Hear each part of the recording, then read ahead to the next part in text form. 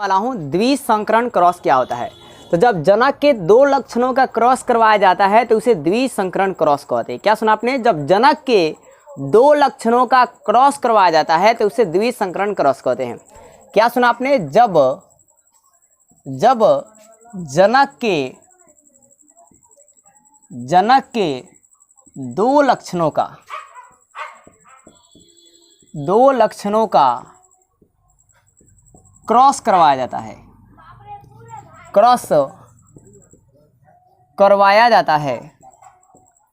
करवाया जाता है तो उसे द्विसंकरण क्रॉस कहते हैं।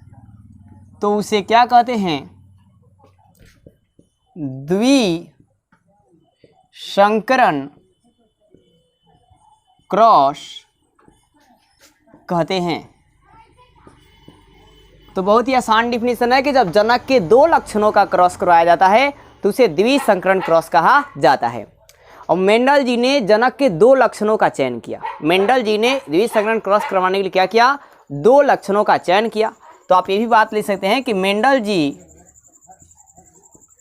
जी ने द्विसंकरण क्रॉस के लिए, किसके लिए? द्विसंकरण क्रॉस के लिए,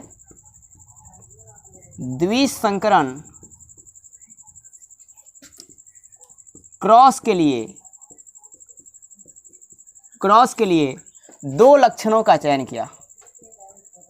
मटर के दो लक्षणों का चयन किया। आप ये याद करते हैं, द्विसंकरण क्रॉस के लिए मटर के दो लक्षण मतलब दोस्तों गुण, दो लक्षण का चयन किया। अब दो लक्षण कौन? तो जैसे एक आपका याद रखेंगे, एक गोल मटर लिया, एक क्या लिया? गोल मटर, और एक झुर्रीदार मटर लिया। एक गोल और एग्जाम्पल में आप लिख सकते हैं, जैसे एक गोल और एक क्या? झुर्रीदार मटर का क्रॉस करवाया। और एक दूसरा जो लिया इन्होंने, एक पीला और क्या दोस्तों? एक हरा मटरों का क्रॉस करवाया। एक गोल और झुर्रीदार मटरों का क्रॉस करवाया और एक पीला और हरा मटरों का क्रॉस करवाया, और इसी को कहा जाता है द्विसंकरण क्रॉस। चलिए एक बार आपको फिर से समझाते हैं। मैंने आपको यही बताया, जब जनक के दो लक्षणों का क्रॉस करवाया जाता है तो उसे द्विसंकरण क्रॉस कहा जाता है। इसमें मेंडल जी ने क्या किया कि मटर के पौधे का दो लक्षण लिए, दो लक्षणों का चयन किया। कौन कौन? तो एक गोल और एक झुर्रीदार को चयन क्रॉस करवाया, और एक दोस्तों पीला और हरा का क्रॉस करवाया। उम्मीद करता हूं हमको द्विसंकरण समझ में आ गया होगा। आप स्क्रीनशॉट भी ले सकते हैं।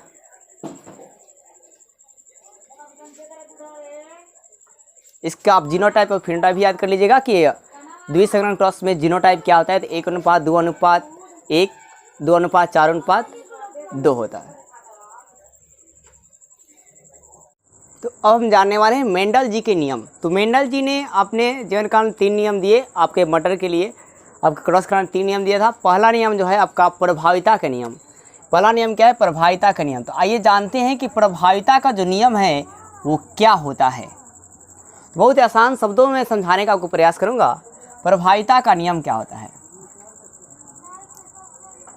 तो प्रभाविता का नियम के अनुसार क्या होता है कि जब दो जनकों का क्रॉस करवाया गया तो उसमें क्या होगा? प्रथम पीढ़ी में प्रभावी गुण प्रकट होता है, और प्रभावी गुण प्रकट होते हैं, और लेकिन अप्रभावी गुण प्रकट नहीं होता है।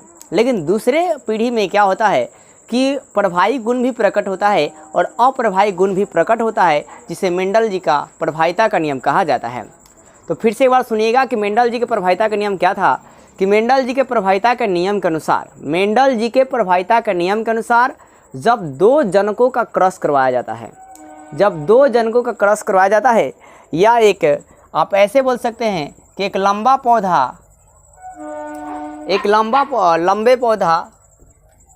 लंबे पौधों को समान जनकों का क्रॉस करवाया जाता है।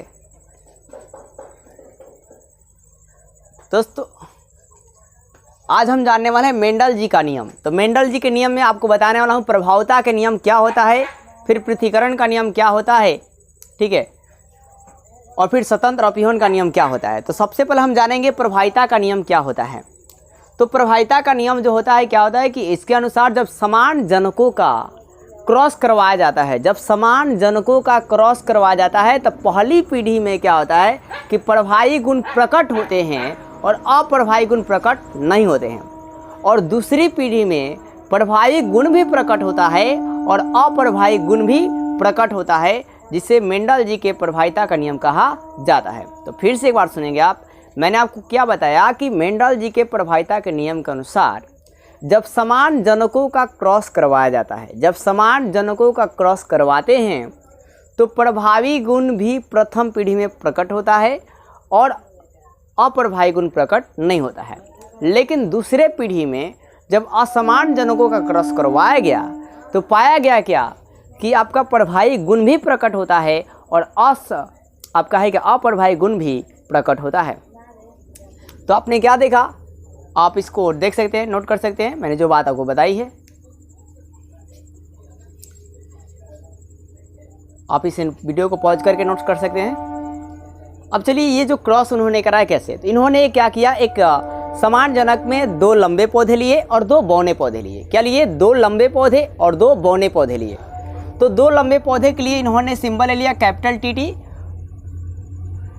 और 2 आपके इस छोटे पौधे के लिए इन्होंने लिया स्मॉल टी। अब इनका क्या किया कि मतलब विभाजन किया, कैपिटल टी और कैपिटल टी। फिर इनका भी विभाजन हुआ, स्मॉल टी और क्या भाई साहब, स्मॉल टी। ये बौने हैं। अब इनका बारी बारी से कराओ। तो देखिए पहले वाला का पहले वाले के साथ, फिर पहले वाला का दूसरे वाले के साथ, फिर दूसरे वाले के पहले वाले के साथ, फिर दूसरे वाले का दूसरे वाले के साथ, ऐसे क्रॉस करवाएंगे। तो ऐसे आप ऐसे आसानी से खींच लीजिए। अब देखिए यहाँ पर क्या है, आपका कैपिटल टी है और क्या है, स्मॉल टी है। फिर इसी को आप आगे बढ़ाइए, फिर ये दूसरे वाले से भाई साहब करेंगे तो आपको क्या मिलेगा, थोड़ा और ऊपर कर लीजिए। तो क्या मिलेगा आपका, कैपिटल टी यहाँ से और फिर यहाँ से स्मॉल टी हो गया। फिर अब ये तो पहला वाला जो है, पहला वाला से कर लिया, फिर पहला वाला दूसरा वाला से कर लिया। अब फिर ये दूसरा वाला का क्रॉस करवाएंगे पहले वाला से, तो क्या मिलेगा, कैपिटल टी और स्मॉल टी। फिर आपका दूसरे वाला सा ही क्या होगा कि दूसरे वाला से करेगा तो क्या मिलेगा आपको, कैपिटल टी और स्मॉल टी। तो आप देखेंगे कि देखिए हुआ ये क्या कि सभी में कैपिटल टी है, तो यहाँ पे प्रभावी गुण क्या होगा, कैपिटल टी होगा। मतलब सारे के पौधे यहाँ पर क्या होते हैं, लंबे होते हैं। यानी कि ये प्रथम पीढ़ी है और प्रथम पीढ़ी में सभी जो पौधे हैं वो लंबे ही होते हैं। ठीक है, यानी कि यहाँ पर सिर्फ प्रथम पीढ़ी में प्रभावी गुण जो है, इफेक्टेड जो है वही आपका दिखा रहा है, लेकिन अप्रभावी गुण अपने आप को प्रकट नहीं कर पा रहा है। अब दूसरा में जैसे देखिए इन्होंने ये समान जनक हो गया, कैपिटल टी जो है समान जनक है, ये भी बौना पौधा भी दोनों समान जनक। अब थोड़ा असमान करके देखते हैं। जैसे कि देख लीजिए कि यहाँ पर एक कैपिटल टी ले लेते हैं और एक स्मॉल टी जनक लेते हैं, एक कैपिटल टी लेते हैं और एक स्मॉल टी जनक लेते हैं। तो अब इनका भी फिर क्या करेंगे, हम युग्मक विखंडन करेंगे। ये युग्मक होंगे, इनका विखंडन होगा तो कैपिटल टी और फिर ये क्या हो गया, स्मॉल टी, फिर एक कैपिटल टी और ये क्या हो गया, स्मॉल टी। अब इनका फिर बारी बारी से क्रॉस कराएंगे। तो जब आप इसे क्रॉस करेंगे तो ये कैपिटल टी हो जाएगा। तो फिर आपका ये कैपिटल टी और फिर यहाँ पर क्या हो गया, स्मॉल टी, कैपिटल टी और क्या हो गया आपका, स्मॉल टी। फिर ये दूसरा वाला से करेंगे तो स्मॉल टी और क्या मिलेगा, कैपिटल टी और फिर यहाँ पर स्मॉल से करेंगे ये स्मॉल टी और क्या मिल गया, स्मॉल टी। तो आप दूसरे पीढ़ी में देख रहे हैं कि 3 प्रभावी गुण भी यहाँ पर प्रकट हो रहा है, मतलब लंबा पौधा भी बन रहा है और यहाँ बौना वाला भी आपका अपने आप को प्रकट कर रहा है, मतलब बौना पौधा भी मिल रहा है। तो यही बातों को मैंने भाषाओं में बोला कि मेंडल जी के प्रभाविता के नियम के अनुसार प्रथम पीढ़ी में प्रभावी गुण प्रकट होता है लेकिन अप्रभावी गुण प्रकट नहीं होता है। स्मॉल टी जो है वो अपने आप को प्रकट नहीं करता है। लेकिन दूसरे पीढ़ी में क्या होता है, F2 में, किसमें प्रभावी गुण भी देखिए प्रकट हो रहा है, लंबे 3 गो हो रहे हैं और यहाँ पर बौना वाला भी एगो मिल रहा है। तो दोस्तों याद रखिएगा जी, लंबा बौना वाला का खेल क्या है। तो जब भी क्या होगा कि आप इसको ऐसे समझ सकते हैं कि लंबा वाला है जो कि बड़ा पहलवान है, ठीक है, और ये जो आपका है कि बड़ा पहलवान के लड़ाई होगी तो फिर ये बड़ा पहलवान ही मिलेगा आपको, ठीक है। फिर आपका है क्या कि एक बड़ा पहलवान है और एक बौना पहलवान है, तो जीत जो है बड़ा पहलवान की होगा, ठीक है। मतलब कैपिटल टी और कैपिटल टी का भी क्रॉस करवाएंगे तो कैपिटल टी मिलेगा, कैपिटल टी या स्मॉल टी का भी क्रॉस करवाएंगे तो कैपिटल टी भी मिलेगा, और स्मॉल टी या और कैपिटल टी का भी क्रॉस करवाएंगे तो भी कैपिटल टी ही मिलेगा। मतलब बड़ा वाला एक भी रहेगा तो वहाँ पर प्रभावी जो होगा बड़ा वाला ही होगा, मतलब लंबा वाला ही होता है। छोटा वाला बौना वाला अपने आप को प्रकट नहीं कर पाता। लेकिन दोनों का दोनों अगर बौना होगा तो जो वहाँ पे संतान की उत्पत्ति होगी वो दोनों क्या होगा आपके छोटे होंगे, मतलब बौने ही होंगे, मतलब स्मॉल टी का क्रॉस करवाने पर स्मॉल टी ही मिलता है। तो आप याद रखेंगे कि स्मॉल टी जो है ये आपका बौना को स्वैप करता है और कैपिटल टी क्या है दोस्तों, लंबा पौधे के लिए स्वैप करता है। तो आपको उम्मीद करता हूँ कि प्रभाविता के नियम आप समझ गए होंगे कि इसमें बस इतना ही आपको याद रखना है कि प्रथम प्रभाविता के नियम के अनुसार प्रथम पीढ़ी में प्रभावी गुण प्रकट होते हैं लेकिन अप्रभावी गुण प्रकट नहीं होता है, और दूसरे पीढ़ी में प्रभावी गुण भी प्रकट होता है और अप्रभावी गुण भी प्रकट होते हैं, जिसे प्रभाविता का नियम कहा जाता है। आप इसे नोट कर सकते हैं दोस्तों। तो फ्रेंड अब हम आपको बताने वाले हैं दूसरा जो नियम है मेंडल जी का, बीज संयोजन नियम या पृथ्वीकरण का नियम या शुद्धता का नियम। तो आइए जानते हैं कि पृथ्वीकरण का नियम या शुद्धता का नियम या बीज संयोजन का नियम क्या होता है। तो इसमें आपका होता है क्या कि जब दो कारकों को जब है क्या या जब कारक के जोड़े युग्मक बनते हैं तो उनमें से क्या होता है कि कोई अलग हो जाता है, तो वहाँ पर युग्मक में एक ही कारक का गुण क्या है प्रवेश कर पाता है, तो इसी को आपका शुद्धता का नियम या पृथ्वीकरण का नियम। पृथ्वीकरण का मतलब होता है अलग होना दोस्तों, ठीक है, अलग हो जाता है। तो भाई कि वही आपका नियम ध्यान सुनिएगा कि क्या कहता है कि जब कारक के जोड़े युग्मक बनाते समय पृथक हो जाते हैं, मतलब अलग हो जाते हैं, तो कारक का एक ही गुण जो है युग्मक में प्रवेश कर पाता है, जिसे बीज संयोजन का नियम या पृथ्वीकरण का नियम या शुद्धता का नियम कहा जाता है। तो आपने क्या सुना आप कि बीज संयोजन का नियम किसे कहा जाता है, तो जब कारक के जोड़े युग्मक बनाते समय पृथक हो जाते हैं। जब कारक के जोड़े मतलब जो भी कारक का जोड़ा होता है, कारक दोस्तों मैं बता दूं किसे कहते हैं, अगर आप इस नहीं जाते हैं तो वीडियो में प्लेलिस्ट में जाकर देख सकते हैं। मैंने बताया है कि कारक का वह लक्षण होता है जो संतति से जो जनक से संतति में जाता है। जनक मतलब पेरेंट हो गया। जैसे मान लीजिए आप एक बकरी हो गई और उसके मेमना में उसका कुछ लक्षण जाता है, उसका गुण जाता है, तो जो लक्षण जाता है उस लक्षण को ही कारक यानी कि फैक्टर कहा जाता है। और ये फैक्टर जो वर्ड है ये आपके मेंडल जी ही दिए थे, और इनको आगे चलकर जो है इस फैक्टर वर्ड को जो जीन शब्द है ये आपके जोहानसन दिए थे। तो यहाँ पर मैं आपको बताना चाहता हूँ कि कारक जो है जब कारक के जोड़े युग्मक बनाते समय, जब कारक के जोड़े जो हैं मतलब दो मिलेंगे, जोड़ा मतलब दो, जब कारक के जोड़े युग्मक बनाते समय पृथक हो जाते हैं तो कारक का एक ही गुण युग्मक में प्रवेश होता है। कारक का एक ही गुण युग्मक में क्या होता है प्रवेश होता है, तो उसे बीज संयोजन या पृथ्वीकरण या शुद्धता का नियम कहा जाता है। अब ये शॉर्ट को स्क्रीनशॉट ले सकते हैं। इसके बाद दोस्तों आप ये इसको भी स्क्रीनशॉट ले सकते हैं, आप लिखा हुआ है, अगर आपको इसमें समझ में शॉर्ट से समझ में आए तो आप इसे आप नोट कर सकते हैं और याद कर सकते हैं।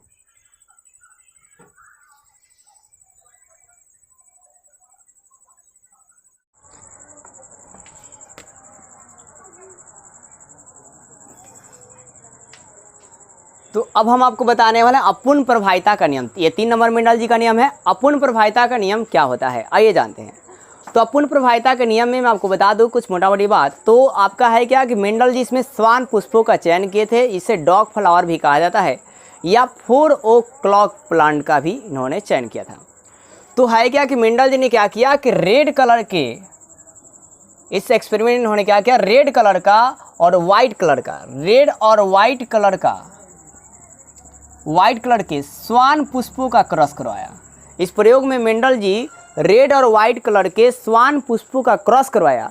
तो प्रथम पीढ़ी में सारे जो पौधे थे पिंक कलर के थे, लेकिन दूसरे पीढ़ी में क्या हुआ कि एक जो पौधा था रेड कलर का हुआ और जो 2 पौधे थे वो पिंक कलर के थे, और फिर एक जो पौधा था वो वाइट कलर का था, और इसी को अपूर्ण प्रभाविता का नियम कहा जाता है। आइए मैं आपको यहाँ पे बोर्ड पे समझाता हूँ। मैंने आपको बताया क्या कि इस नियम में क्या हुआ कि रेड और वाइट कलर के स्वान पुष्पों को क्रॉस करवाया गया। रेड और वाइट स्वान पुष्पों का क्रॉस करवाया गया। तो प्रथम पीढ़ी में जो सारे पौधे थे, सारे पौधे किस कलर के थे, तो पिंक कलर के थे। किस कलर के थे, पिंक कलर के थे। मैंने आपको पहली बात यही बताया कि रेड और वाइट स्वान पुष्पों का क्रॉस करवाया गया। तो प्रथम पीढ़ी में मतलब प्रथम पीढ़ी में सारे पौधे या सारे पुष्प जो थे पिंक कलर के हुए, और इसी प्रकार जो आपका दूसरे पीढ़ी में क्या हुआ, तो आपको मैंने बताया कि एक जो पौधा था वो रेड कलर का मिला और दूसरा जो पौधा था वो दो जो पौधे थे वो पिंक कलर के मिले और जो एक था एक वाइट कलर का मिला, और इसी को अपूर्ण प्रभाविता का नियम कहा जाता है। तो इसमें आपने क्या देखा कि अपूर्ण प्रभाविता के नियम में क्या है कि रेड और वाइट स्वान पुष्पों का क्रॉस करवाया जाता है। तो प्रथम पीढ़ी में सारे पिंक कलर के पौधे मिलते हैं और दूसरे पीढ़ी में एक जो पुष्प है रेड कलर का मिलता है और दो पुष्प जो है पिंक कलर का मिलता है और एक पुष्प वाइट कलर का मिलता है, और जिसे अपूर्ण प्रभाविता का नियम कहा जाता है। तो आप 100 डाटा को स्क्रीनशॉट ले लीजिए। अब आप पूरा लिखा हुआ स्क्रीनशॉट ले सकते हैं। उम्मीद करता हूं मेंडल जी के आपका नियम जो है तीनों नियमों समझ में आ चुके होंगे।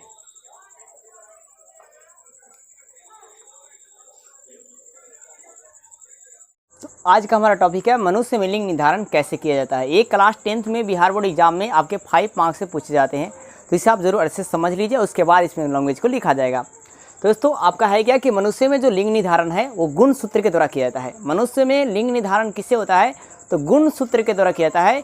और जैसे आपका है क्या कि नर का है जो मतलब मेल होते हैं उनका गुण सूत्र क्या होता है, तो XY क्या होता है, XY होता है। 44 + XY होता है, मतलब 46 को हो गया। 44 और XY ये दो कितना हो गया, 46 हो गया। और जो आपका मादा का गुण सूत्र है वो 44 + XX होता है, तो मतलब 44 और 2x कितना हो गया, 46 हो गया। तो मेल का आपको याद रखना है कि नर का गुणसूत्र XY होता है और जो आपका मादा का गुणसूत्र है वो XX होता है, मतलब सेम होता है। और इनका जब क्रॉस करवाया जाता है तो होता है क्या कि 50% लड़के होने की संभावना होती है और 50% लड़कियां होने की संभावना होती है। तो आइए दोस्तों इसको बात को मैं क्रॉस से आपको समझाने का प्रयास करता हूं। तो मैंने आपको बताया क्या कि जैसे कि जनक का मनुष्य में लिंग निर्धारण किससे होता है, गुणसूत्र से होता है। अब नर का जो गुणसूत्र है, नर का गुणसूत्र होता है वो क्या होता है, 44 प्लस, याद रखेंगे आप, 44 प्लस क्या होता है, XY होता है। 44 प्लस क्या होता है माय फ्रेंड, XY होता है। और मादा का जो गुणसूत्र होता है वो क्या होता है, तो 44 प्लस XX होता है। क्या होता है, 44 प्लस XX होता है। तो अब इनका फिर क्या होता है, जब विखंडन होता है, युग्मक विखंडन, तो ये क्या होंगे आपका X और ये क्या हो गया Y, X और ये क्या हो गया Y, और यहाँ पर क्या मिलेगा आपको X और क्या मिल गया X। अब इनका ये क्रॉस करके चेक करते हैं, तो XX मिलेगा, तो यहाँ पर XX, फिर ये जो आपका X है इस X से करेगा तो XX, फिर आपका है क्या कि Y यहाँ पे पहले है, उसके बाद क्या है आपका X है, तो YX, फिर आपका Y है और यहाँ पे क्या है आपका X, तो क्या हो गया YX। तो आप देखिए जहाँ पर आपका XX मिला है, जहाँ पर आपका XX मिला है वो क्या हो गया गर्ल्स, ये भी क्या हो गया गर्ल्स। लेकिन जहाँ पर YX मिलेगा या XY मिलेगा वो क्या होगा आपका बॉयज। याद रखिएगा, मतलब नर का जो आपका होता है, जो मेल का गुणसूत्र होता है या जो क्रोमोसोम होता है वो XY होता है। क्या होता है, XY या YX होता है। तो यहाँ पर आपको अलग अलग मिल गया तो वो क्या हो गया आपका मेल हो गया, मतलब क्या हो गया बॉय हो गया। यहाँ पे भी क्या हो गया बॉय। तो अगर इसको 100% में आप देखेंगे तो मतलब क्या मिल रहा है कि 50% बॉय गर्ल्स होने की संभावना है और 50% आपका बॉयज होने का संभावना है। तो आप एक बार फिर से सुनिए इस बात को। मैंने आपको क्या बताया कि मनुष्य में लिंग निर्धारण कैसे किया जाता है, तो मनुष्य में लिंग निर्धारण गुण सूत्र के द्वारा किया जाता है। मनुष्य में लिंग निर्धारण जो है गुण सूत्र के द्वारा किया जाता है, जिसमें नर का जो गुण सूत्र है 44 प्लस XY होता है और मादा का जो गुण सूत्र है 44 प्लस XY होता है। मादा क्या दोस्तों मादा का क्या होता है 44 प्लस XX होता है। और इनका जब क्रॉस करवाया जाता है तो पता चलता है कि प्रथम पीढ़ी में 50% बॉय होने की संभावना होती है और 50% गर्ल्स होने का संभावना होता है। तो दोस्तों आप इसको शॉर्ट को भी स्क्रीनशॉट ले सकते हैं। इसके अलावा अब आप पूरा लिखा हुआ भी स्क्रीनशॉट ले सकते हैं। उम्मीद करता हूं दोस्तों ये आपको मनुष्य में लिंग निर्धारण जो है समझ में आ चुका होगा। बहुत ही आसान है दोस्तों, कुछ नहीं कि मनुष्य में जो लिंग निर्धारण है किससे किया जाता है, तो गुणसूत्र से किया जाता है। किसे कहता है? गुणसूत्रों से किया जाता है। और मनुष्य का जो मतलब मेल का जो गुणसूत्र है XY 44 + XY, और फीमेल का जो गुणसूत्र है आपको याद रखना है क्या होता है, तो फीमेल का गुणसूत्र क्या होता है, 44 + XX होता है। इन दोनों का जब क्रॉस करवाया जाएगा तो 50% बॉय होने की संभावना है और 50% गर्ल्स होने की संभावना है। इस प्रकार मनुष्य में लिंग निर्धारण किया जाता है। लिंग मतलब दोस्तों कि वो मेल है कि फीमेल है। उम्मीद करता हूँ आपको वीडियो अच्छी लगी हो, और वीडियो अच्छी लगी तो प्लीज़ वीडियो को लाइक और सब्सक्राइब जरूर करें और ज़्यादा से ज़्यादा शेयर करें। तो जय हिंद, जय भारत।